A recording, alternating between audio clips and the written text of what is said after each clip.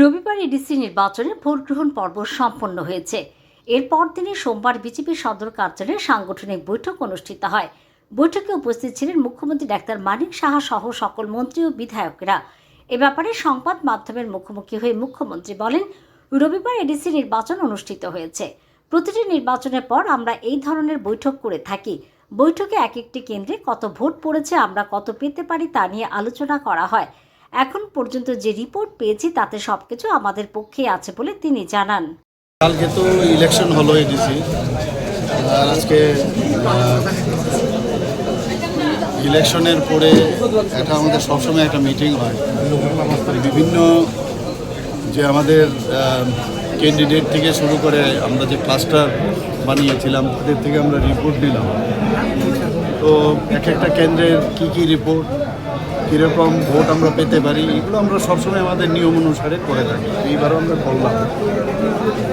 এখন পর্যন্ত যা রিপোর্ট দিল দেখলাম যে মোটামুটি ফেভারেই আছে আমাদের, চিন্তার কিছু নেই।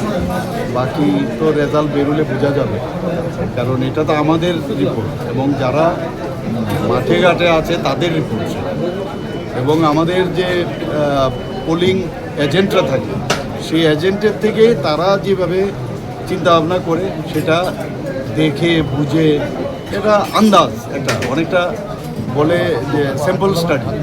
তো এটা স্যাম্পল স্টাডি, বাকি তো রিপোর্ট আসলে বোঝা যাবে, রেজাল্ট যখন বেরোবে একটা গেল এটা।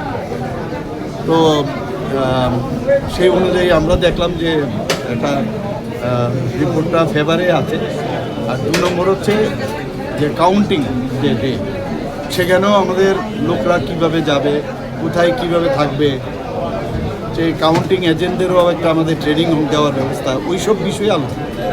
স্যার, দেখা গেছে বেশ কয়েকটি বুথে মানে অপ্রত্যাশিত কিছু ঘটনা ঘটেছে, সেদিক থেকে কি রিপোর্ট চাওয়ার সম্ভাবনা রয়েছে? রিপোর্ট তো সমস্ত ক্যান্ডিডেটরা বিভিন্ন জায়গায় চেয়েছে।